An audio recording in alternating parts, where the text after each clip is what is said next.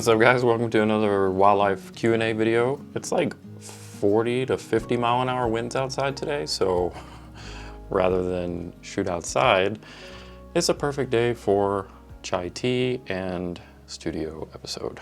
So I figured I'd do a roundup of a bunch of the wildlife questions that I've been getting lately from DMs and the comments and stuff like that. I will try to answer at least a few of them. Oh, some quick exciting news. It's kind of relevant, but kind of not, maybe. I just got a shipping notification today for my R6 Mark II pre-order, so that should be coming in here in the next day or two, and it should be here by the time this video actually goes up. And that's only relevant because people have been asking me about the R6 Mark II for wildlife, what I think, and obviously I don't know what I think because I don't have it yet, but I am here to tell you that I will have it soon, and that's probably going to be the first video that I do with it. I'm probably going to take it straight out and go shoot some birds in the face because I'm actually quite excited to see how it does. I still don't know if I'm going to do a direct comparison to that to my R5 because it still doesn't seem fair, but you never know. If that is something that you guys want to see in a future video, let me know in the comments. So let me check. The first question was, the first DM here. Oh yeah, it was about the 100 to 500 versus the 1 to 400 and the 800. So these are the RF lenses that I'm talking about. And someone recently asked me what I think they should do. Should they get the 1 to 400, the RF 1 to 400 and the 800? Or should they just get an all-in-one and get the 1 to 500? And surprisingly, when I thought about it for a second, I realized that's not the first person to ask me that. He wasn't the first person to ask me that. So that I seem to get that question kind of a lot. And I just want to give my 2 cents, my thoughts on how I would approach that and how I would approach that for giving advice to you, because the problem with these kind of questions, when people ask me or any, you know, pro or YouTuber or whatever you want to call us for gear advice, I mean, the problem is I don't know you. I don't know anything about you. I don't know your financial situation. I don't know your photography skills situation. I don't know your preferences. I don't know where you live. I don't know what kind of stuff you photograph. I don't know anything. And it's really hard to recommend things to people when you don't know anything about them, especially when you're asking questions like this. So I'm going to give you my very long, non-concise answer about what I think you should do. So the first thing that comes to my mind, again, without knowing anything about anyone who's asking me these questions, is price. And it's unfortunate that we have to think about that, but you know, that's the reality. Is these lenses are not cheap. You know, lenses are expensive, and expensive is obviously a relative term.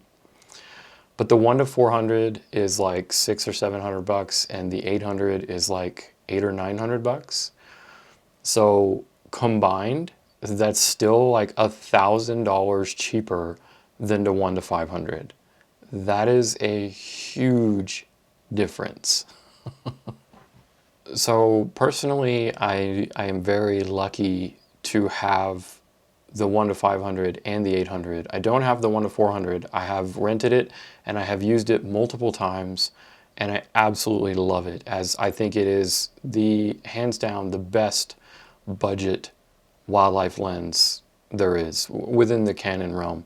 It really is. You can't beat it, period, for that price. And I have done a full review on it, so you can check that out if you want to see, you know, how I feel about it and more in-depth stuff with, you know, images and whatnot. And I feel kind of the same about the 800. I've been using the 800 since it came out. I've had it for a long time. If you guys are not new to my channel, you've probably seen quite a few of the wildlife videos that I've done in the past year or two have been using that 800. And for the most part, again, for the budget and for what it costs, I think it is absolutely worth it, especially for me living in New Mexico. I have 330 days of sunshine a year.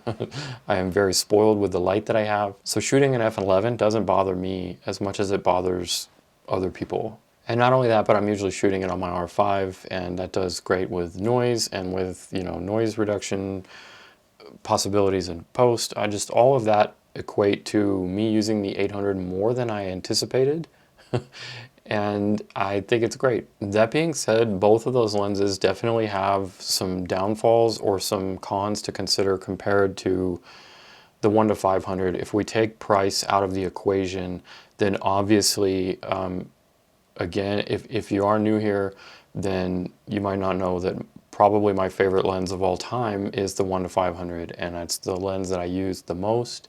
It's the lens that I love the most. It's the most well-rounded, and it's incredibly sharp. It has great image quality, you know, all of the goodness it has. And one important thing for me, doing what I do, living where I live, is weather sealing. So the 1-500 is weather sealed, and that is a huge, huge deal for me, whereas the 1-400 and the 800 are not. And that is just a little thing to keep in mind. For me, it matters, but it's not a deal breaker either, because I do have the 800 and I still use it all of the time, and I've used it in adverse conditions, and I will continue to use it whenever I need to. If I feel like that's what's needed to get the shot, then I'll do what it takes to get the shot. And if it's raining or whatever, then I'll throw a rain cover over it, or an umbrella, or camo, or something. I'll do what I have to get the shot. Some other things to take in consideration are, you know, where, not just the light that you're shooting in, because obviously both of those lenses, the 1-400 and the 800, are both slow. You know, it's 400 at f8 and it's 800 at f11. So both of those are quite slow when it comes to aperture speed. They don't let in a lot of light. And then you have the obvious, that's two lenses. So, you know, do you want to carry both lenses? Are there times when you can get away with just having one or the other? Are you cool with buying one and then possibly leaving one at home? Are you cool with carrying them both in your bag? Do you have a bag big enough to carry both of them? The 1-400 is like stupid small, and I love it because I could fit that almost in a jacket pocket or my cargo pocket or a tiny bag. I mean, that thing is fantastic. But I can fit the 800 in both of my Shimoda bags that I use. I can fit it in most of my bags, so that's also fine. But, you know, take that in consideration. Do you feel like carrying around to have that range from 100 to 800? You know, the 1-500, you're losing 300 millimeters, but you're gaining image quality, convenience, and weather sealing. So that's a tough question, and those are just kind of things that I think about, that I would think about for me, and that I would tell you to think about for yourself when you're considering any type of dilemma like this. You know, one kind of do-it-all lens versus multiple lenses that cover that range, versus price, versus quality, versus, you know, all of that stuff. It's just it's stuff to think about. And then of course, what are you shooting them on? That's another thing to think about. If, like me, I'm again fortunate enough that I have an R5, which is a great all-around camera. It's full frame, high megapixel. It does well in every category that I needed to do well in, and I am totally comfortable putting the 800 on there, knowing that I can deal with a little bit of high ISOs and the noise and the light and all of that stuff. I'm also comfortable with putting the 500 on there, the 1-500, and losing a bit of reach, knowing that I can either put it in crop mode or crop in and still be okay. Versus something like my R7 that takes a little more thought as to what I want to put on there and what I want to use. So I've done some videos using the R7 with both of those lenses. I haven't done one with using the 1-400 because I don't have the 1-400, at least since I've had the R7. Something like that takes a little more thought. Well, you know, what are you putting it on? You put it on, you know, the R5 is kind of the best of both worlds. Full frame, good high ISO performance, enough megapixels to crop in if you're lacking reach. You know, but if you're putting it on R6, you might not want to crop in as much, but you still have, on the flip side, you still have great noise, high ISO performance. So, you know, there's a lot to think about. If you're putting it on a crop body, you're going to have a lot of extra reach, you're going to have worse noise performance, and in the R7's case, you're going to have a whole lot of other issues that you may or may not want to deal with. So just thinking about what you're putting it on, that also may be a consideration for what lens you might want to gravitate towards, what's going to pair best with whatever body you have. Weight may be another factor. You know, I think both of those, the 1-4 and the 800 to combine, are still roughly about as heavy as the 1-500, because the 1-500 is light by comparison when you compare it to like a 500 f4 or 600 f4, you know, big primes, then obviously the 1 to 500 is half that weight or more. But compared to the 1 to 400 and the 800, the 1 to 500 is definitely heavier. So I don't know if that matters to you or not. All right, well, that's enough about lenses. Hopefully that gives you at least a little insight into how I think, and maybe that'll help you make some decisions. The next question that I get a lot lately, I get this question all the time, but it's come up quite a bit lately, and maybe that's shopping season, I don't know, but what bag do I use for wildlife? So I've made a video on this, but that was last year. But the bags haven't changed, so I still use my Shimoda, my Explorer V2 35 liter for most of my stuff, and then for like my wildlife and longer day hikes and overnight trips and bigger stuff, I use my Action X50, both of which are still, you know, going multiple years on them. To me, they're the best bags I've ever used in my life, and I've used a lot of other companies. Just nothing seems to come close for what I want, need, and enjoy out of a camera bag. So both of those bags, like I said, will fit the 800, and they will fit, you know, multiple bodies and all of my lenses and all that stuff. I will probably here in the next few months, early 2023, I will probably make a new what's in my bag for wildlife video specifically for wildlife, because I have some potentially very exciting changes to my kit that are coming up that I don't want to talk about, but I'm very excited about them. And if and when they do happen, hopefully sometime after the first, I'll make a separate video on that. But I'll be making a lot of videos on that, actually. But that's kind of a teaser about what potentially might be coming to this channel. A big wildlife change for me, and I'm very excited about it. Nothing in this video is sponsored or anything like that, but I do have some affiliate links down below with, in Shimoda's case, with a discount code for 10% off anytime. That's not just for their sales, that's year-round 10% off for anything on Shimoda's website. If you ever feel like rocking a Shimoda, maybe that'll help you out a little bit. I think we got time for one more question. This is a question that I get a lot too. Camo. So where do I get my ghillie suit? What kind of camo stuff do I have? The ghillie suit's just a rando ghillie suit off of Amazon for like 25 bucks, but the link is down below for that, and also the little hood that I have. Again, just some random thing off of Amazon that I found super cheap, but it's worked really well. I've had the same set for years. Some camo gloves, just pick you up some camo gloves from Amazon or Walmart or Sportsman's Warehouse or anywhere that has camo stuff. The gloves that I have were like $9, so nothing fancy. But the important bit about the camo, the question that I get a lot, more than just what exactly do I have, is does it work? And the answer is yes and no.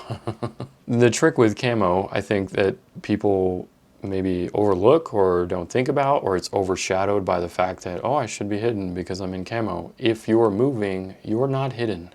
You know, it's that simple. And especially like birds and especially ducks, like, oh my God, ducks are skittish, right? But if you can see a duck, it can see you, and it will know if and when you are moving. And if you are in camo, it will see a camo blob moving on the shore. And that is all it needs to know to GTFO. It will bounce. If it sees you moving, it may not be able to recognize you, because camo breaks up the idea of camo is to break up your human form, right? Because a lot of animals do recognize humans, and they know that humans equal death. So they will bounce when they see you. But if you have a good, decent camo, especially if your face is covered, then you'll have a much better chance of not being seen or them not bothering, because you're not moving and they don't really know what you are. That's kind of the goal. But if they see you moving, even if you're in full camo, even if you're mostly sitting down, but you just adjust it and you just turn a little bit or move your camera up and down, whatever, they see that movement, a lot of things will bounce. So understanding that aspect of camo and of just wildlife photography in general is just, I think, super important, and it can't be understated, like, to learn how to approach animals and like how not to move basically. And that's often the most frustrating part for people, is they don't want to bother with camo, and then or they think once they have the camo on they're good and they can just rustle around or whatever because the animals don't recognize them. The animals recognize movement, and they don't like movement. It makes them skittish. So keep that in mind when you buy camo. It's not going to make you invisible, it's not going to be foolproof, and it's still going to take a lot of time and effort on your part to use camo properly, to still get close enough to wildlife to not have to crop and get good images and get the best out of your equipment. All right, well, hopefully that answered some of your questions. I do have more, but I've got a lot of stuff to do, and this video, I'm sure, is probably already long enough. So if you have other wildlife questions or other photography questions or whatever, I try to do this incrementally, periodically, often. So leave them in the comments below, and I will definitely answer the comments, but I also might make a video out of it because hopefully that helps you guys. So if you're still here, I super appreciate it. Check out my preset pack, which is still on sale, I believe, right now. If you're watching this before Christmas, then all that stuff should still be on sale. I really appreciate the support for that kind of stuff. Channel memberships, if you want to get more out of the channel, extra content, more access to me, that kind of stuff. Channel memberships down below, really appreciate that as well. And that's it. I will see you very soon in another wildlife episode, because I got a lot of wildlife stuff coming up and I'm very excited about it. So hit that like button for me. That's the best thing you can do for the channel, and I will see you in the next one.